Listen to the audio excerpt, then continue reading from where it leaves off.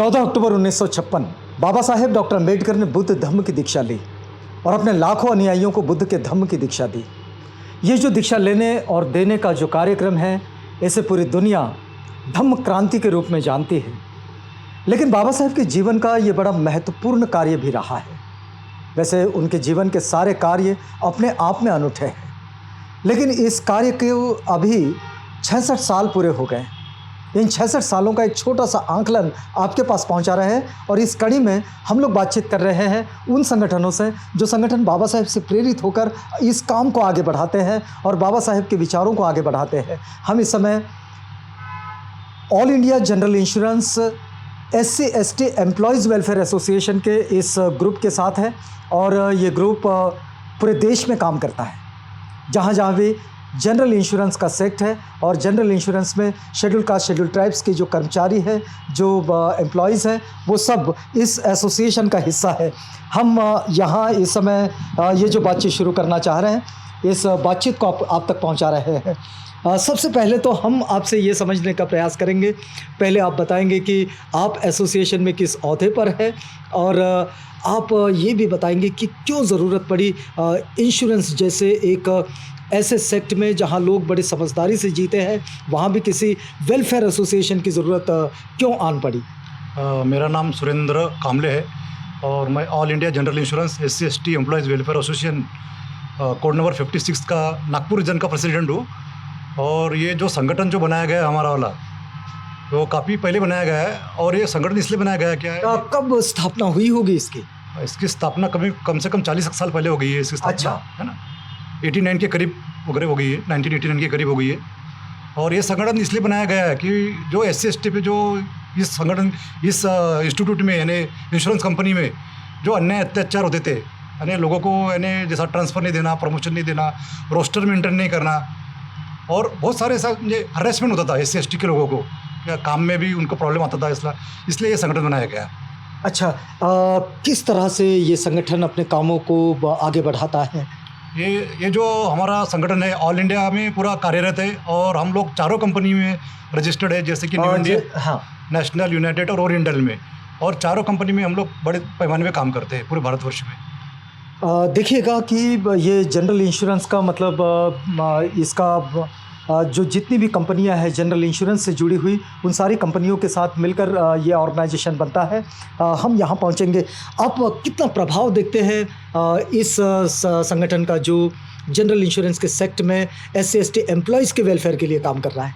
जय भीम सर, मेरा नाम करण उमेश कोपरागड़े है। मैं एक जॉइंट सेक्रेटरी के ओहदे पे हूँ और यहाँ पे हमारा प्रभाव बहुत है, क्योंकि जितने भी मैनेजमेंट से रिलेटेड डील्स होते हैं वो हम कर लेते हैं सर।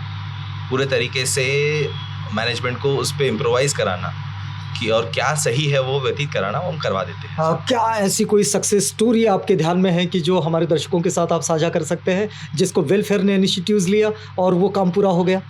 सर बहुत सी हैं, एक नहीं है, बहुत सी हैं। हाँ। और उनमें कई हैं हमारे प्रमोशन पोस्टिंग्स को लेके, जो हमारे एम्प्लॉयज़ हैं जो दूसरे जगह पोस्टेड है उनका ट्रांसफर्स नहीं हो रहा था, वो हमने करवाए हैं।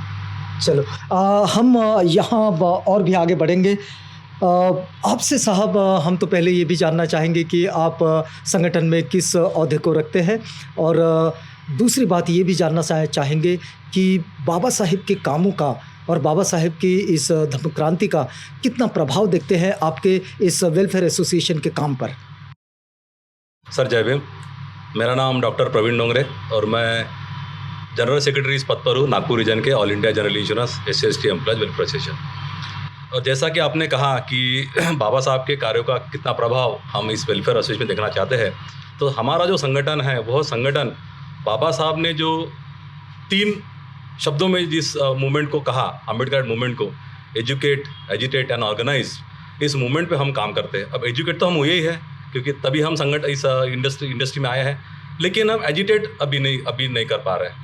हमारे इंडस्ट्री में भी एक शोकांतिका है कि हमारी इंडस्ट्री में भी बहुत सारे SC/ST के संगठन हैं, तो इसलिए मैं कहूँगा कि हम अभी तक ऑर्गेनाइज भी नहीं हुए, और जब ऑर्गेनाइज नहीं हुए तो एजिटेट नहीं हो पा रहे हैं। लेकिन हमारा पूरा ये प्रयास रहा है कि इस इंडस्ट्री में जितने SC/ST कर्मचारी कार्यरत है, उनके जो भी हितों की रक्षा हम अपने संगठन के प्लेटफॉर्म पे करते हैं। जैसा कि आपने पिछले बार अभी सवाल किया था हमारे करण जी से, आपने कहा था कि ऐसी स्टोरी बताइए कि उस स्टोरी कि जिसमें हमारा संगठन का बहुत बड़ा हाथ है। मैं कहना चाहूँगा कि हमारे इंडस्ट्री में जो पार्ट टाइम स्वीपर हुआ करते थे, उन पूरे उन कर्मचारियों को परमानेंट करने का काम हमारे संगठन ने किया है। आप जानते हैं कि पार्ट टाइम स्वीपर का काम कौन करते हैं? हमारे SC/ST के लोग ही करते हैं पूरे भारतवर्ष में।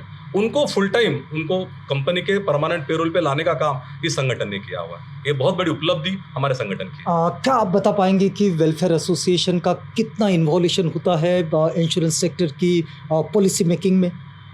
सर, बहुत ज़्यादा इवोल्यूशन होता है। जहाँ तक SC/ST के वेलफेयर की बात हो, हमारा संगठन ये बहुत बड़ी मतलब मैनेजमेंट हमें बहुत इन्वॉल्व करता है उनके पॉलिसी मैटर्स को लेकर। लेकिन हमारे वेलफेयर एसोसिएशन के कुछ लिमिटेशंस है सर, क्योंकि हमारा वेलफेयर एसोसिएशन है ये सोसाइटीज एक्ट के अंतर्गत रजिस्टर्ड है।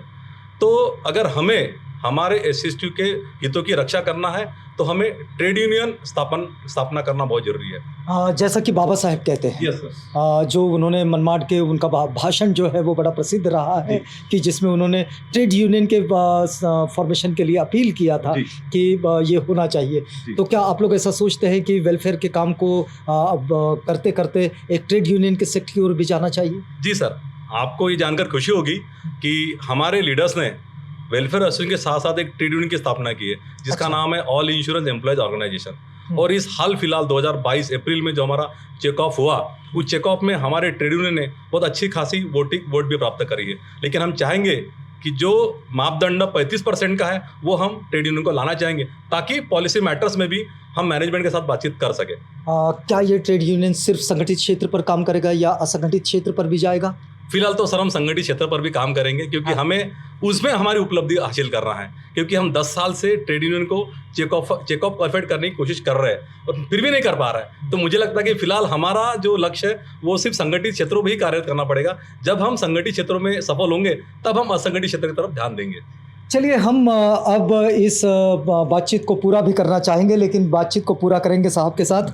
साहब, एक बात हम आपसे समझना चाहेंगे कि बाबा साहेब का ये जो पूरा कार्य है, इस कार्य में अगर आप समझे कि एक बात बाबा साहेब ज़रूर कहा करते थे कि आपकी जो मिल्कियत है, आप जो कमाते हैं, उसका एक 20वां हिस्सा आप अपनी सोसाइटी को पे बैक करें। दूसरी बात, आपका जो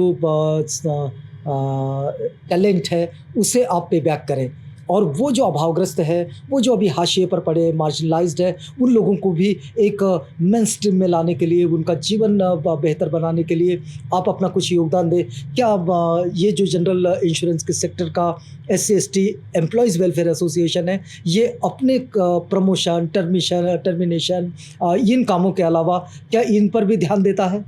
यस सर, हम लोग हमारे संगठन में तो काम करते ही है। इसके सिवा भी जैसा अभी लॉकडाउन लगा था कोविड में, तो हम लोगों ने वहाँ पर भी जाके गरीब लोगों को मदद की। हम लोगों ने पैसा बांटे उन लोगों को, और जो जैसा अनाज वगैरह देना है वो भी दिए हम लोगों ने उनको। इवन जैसा अभी कुछ ये हो गया स्लम एरिया है, वहाँ जाके भी हम लोग सोशल वर्क करते हैं। ये काम तो हमारा चालू है। हमारे क्या स्टूडेंट्स के एम्पावरमेंट के लिए भी वेलफेयर एसोसिएशन कुछ प्रोग्रामिंग्स करता है? हाँ, स्टूडेंट के लिए अवेयरनेस के लिए भी हम लोग कैंप लेते हैं कभी कभी, और जैसा वैकेंसी क्रिएट करते हैं तो हमारे जो ऑल इंडिया के लीडर्स है वो लोग ये काम करते हैं, वैकेंसी क्रिएट हो जाए करके इंश्योरेंस कंपनी। जी, अब अगर हम आपसे एक कोई अंतिम संदेश लेना चाहें आज की इस बातचीत को पूरा करता हुआ कि बाबा साहेब का ये जो धम्म क्रांति का पर्व है और 66 साल बीत चुके हैं, आप क्या कहना चाहेंगे हमारे दर्शकों के लिए? सबसे प्रथम तो मैं सभी को शुभकामना देता हूँ 66वें धम्म चक्र प्रवर्तन दिन का।